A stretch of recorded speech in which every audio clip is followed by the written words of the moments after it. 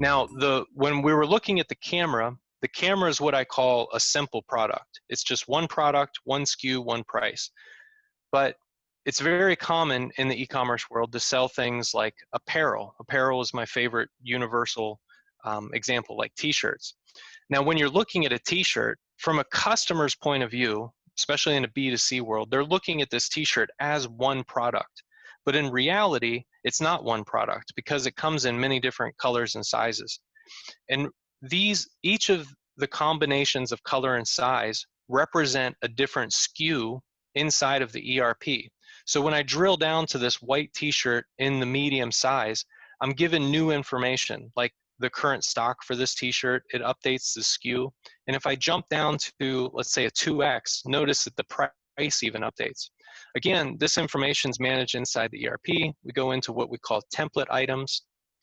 The template items are that parent item that I mentioned before. It's the single item that the end B2C buyer thinks about. But really, we're using these template items to create what we call matrix inventory. So inside of the ERP, you can create the attributes for color and size. You can set values for those different colors and sizes. Then you can use matrix inventory to quickly create SKUs representing each of the different combinations. So we have the ability to control how those SKUs and descriptions are made.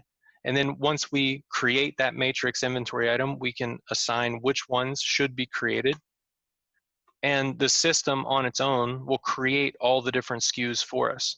What really makes it unique is all the B2B features that are supported inside the system. The last thing that I want to talk about, and then we'll jump back to Johnny and Jack. If we go into, I'm going to use this camera as an example.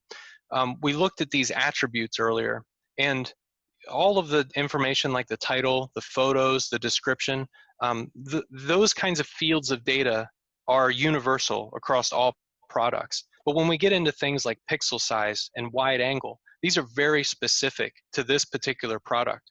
And inside the ERP, those are set up as what is called attributes.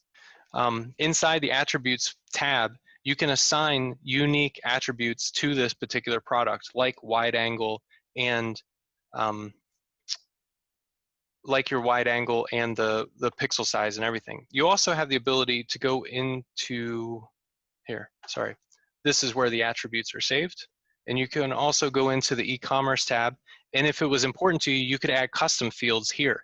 And those custom fields inside the commerce connector, you could use the entities window to map those fields over to BigCommerce. So custom fields could be fields of information that you know is going to be important to your customer, but they're not universal. So you can add the custom fields or the attributes to the item. You would use this entities window here to expose that information to the API and then push that information into BigCommerce in specific locations.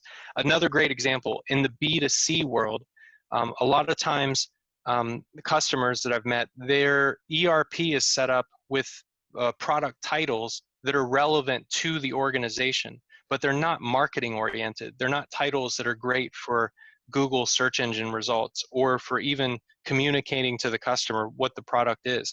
So in their case, they'll go inside of the product, the item window in the inventory, and they'll create what they call a marketing title, and that'll be separate from the actual product title. They'll send that marketing title into BigCommerce to map to that product title. So it's what's rendered on the website.